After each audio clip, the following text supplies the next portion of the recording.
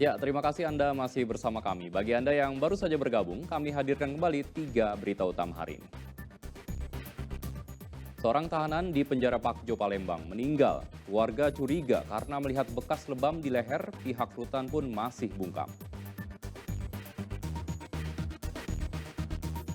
Mahasiswa menggelar unjuk rasa di Sungai Musi di samping kapal pengangkut batu bara.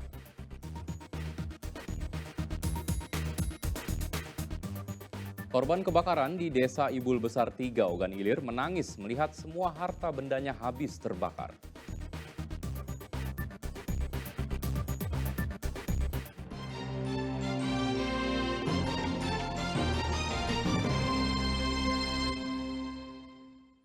Mahasiswa menggelar unjuk rasa di perairan Sungai Musi, Palembang. Unjuk rasa dilakukan di samping kapal pengangkut batu bara. Eksplorasi tambang batu bara dianggap kurang memberi manfaat pada masyarakat. Protes unjuk rasa digelar dari atas perahu di perairan Sungai Musi. Gerakan Pemuda Mahasiswa Sumatera Selatan membentangkan spanduk bertuliskan "Stop Angkutan Batu Bara Melintas di Sungai Musi". Aksi ini sebagai bentuk kekecewaan mahasiswa atas keberadaan perusahaan batu bara di Sumatera Selatan yang dinilai kurang memberikan manfaat bagi masyarakat.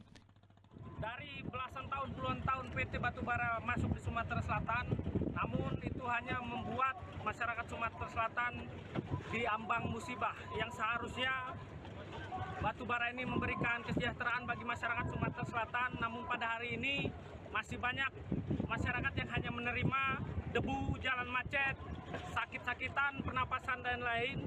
Dan kita lihat hari ini kita dari Gerakan Pemuda Mahasiswa Sumatera Selatan turun 3 perahu untuk menghadang batu bara yang muatannya kurang lebih 1 tongkang ini 3 triliun. Karena 1 kilogram batu bara itu ditaksir di angka 200 sampai 300 ribu. Mahasiswa berharap aksi ini dapat mendorong pemerintah mengambil langkah konkret dalam mengatasi permasalahan eksplorasi tambang batu bara di Sumatera Selatan. Unjuk rasa mahasiswa ini mendapat pengawalan ketat dari personil Satpolair Polrestabes. Dedi Ruansyah melaporkan dari Kota Palembang. Tim penyidik Kejari Banyuasin menggeledah kediaman pribadi PLT Kadis Pemberdayaan Masyarakat Desa Kabupaten Musi Banyuasin Richard Cahyadi. Istri sang pejabat juga tak luput dari pemeriksaan kasus dugaan korupsi sang suami.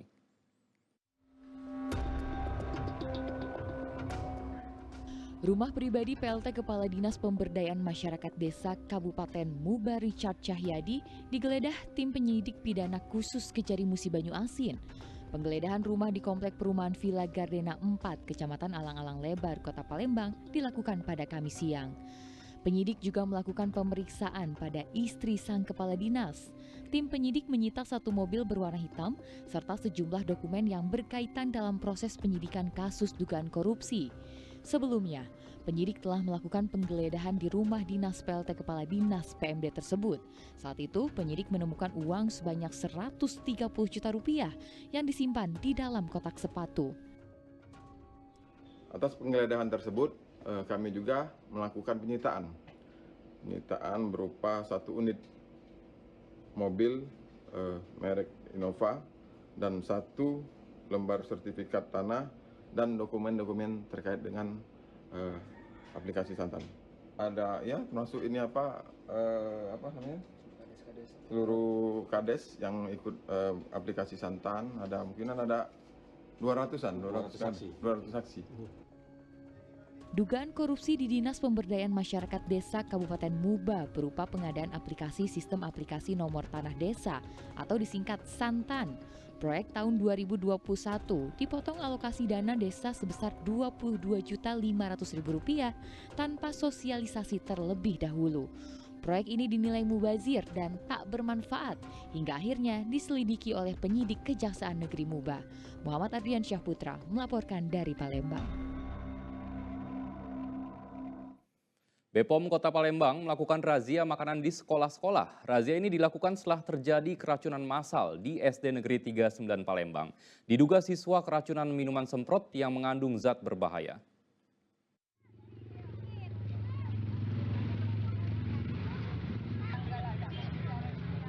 Satu persatu makanan dan jajanan di SD Negeri 88 Palembang diperiksa oleh petugas Balai Besar Pengawas Obat dan Makanan atau BPOM Kota Palembang.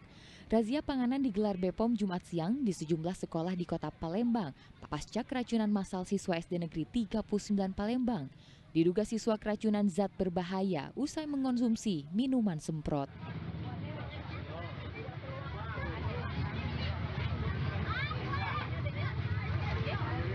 Meski dalam razia kali ini tidak ditemukan panganan yang mengandung zat berbahaya, namun petugas menyesalkan cara penyajian makanan yang kurang higienis. Ini melihat pangan jajanan anak sekolah yang ada di Kota Palembang. Kami tetap menjaga keamanan atas pangan tersebut supaya anak sekolah itu tidak berdampak sakit terhadap pangan yang dia konsumsi. Ini salah satu upaya kami untuk mengamankan pangan yang ada di sekolah. Jajanan yang kami lihat itu jajanan siap saji dan jajanan yang berkemas. Bapak Ibu dapat melihat sendiri-sendiri ke tempat berjualan yang ada di SD88 semua dalam keadaan baik, cuma tadi ada untuk perisannya ditingkatkan lagi. Jadi insya Allah kami akan memanggil satu persatu pedagang untuk kami beri arahan-arahan supaya makanan yang dijual kepada anak itu terutama akan higienis dan bersih.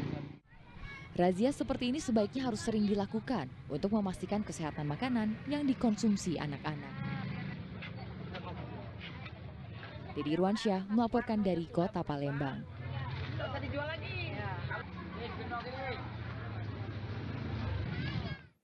Puluhan korban kebakaran di Desa Ibul Besar 3, Kabupaten Ogan Ilir kini mengungsi di tenda darurat. Pengungsi belum menerima banyak bantuan. Korban kebakaran hanya menangis melihat harta bendanya habis tak tersisa. Tangis dan air mata tumpah saat Neliwati melihat kondisi rumahnya telah hangus terbakar. Tak ada benda lagi yang tersisa pada kebakaran yang terjadi Kamis pekan lalu. Selain menghanguskan rumah, api juga melukai 6 anggota keluarganya. Nelly yang tidak berada di rumah saat kebakaran bercerita, anggota keluarganya menyelamatkan diri saat dikepung api. Salah satunya bahkan nekat menceburkan diri ke sungai. Aku ada ayu bisu, baca. Jadi pas kejadian itu adik-adikku tuh lari kepung oleh api, adikku yang ayuku yang bisu tuh terjun ke sungai, diselamatkan oleh orang bakal. Nah, yang sisanya mereka nobrak dendeng, mereka berjalan di atas api untuk menyelamatkan diri. Selain keluarga Neliwati, kebakaran besar ini telah menyebabkan 31 keluarga juga kehilangan tempat bernaung. Puluhan korban kebakaran di Desa Ibul Besar 3, Kecamatan Pemulutan, Kabupaten Ogan Ilir, kini tinggal sementara di tenda pengungsian yang juga posko kesehatan.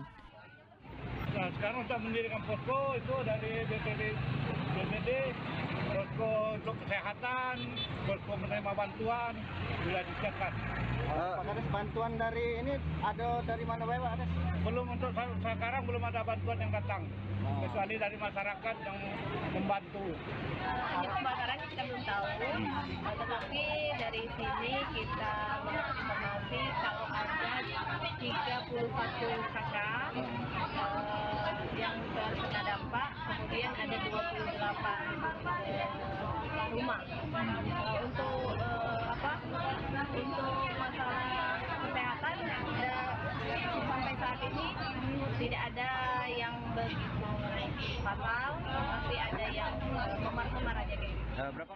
Belum adanya bantuan dari pemerintah setempat membuat para korban terpaksa meminta sumbangan kepada masyarakat yang melintas di Jalan Lintas Sumatera, Palembang, Indralaya. Kebakaran yang terjadi pada Rabu malam telah menghanguskan sedikitnya 28 rumah warga. Dari mana asal api penyebab kebakaran masih dalam penyelidikan polisi. Dedi Irwansyah melaporkan dari Kabupaten Ogan Ilir.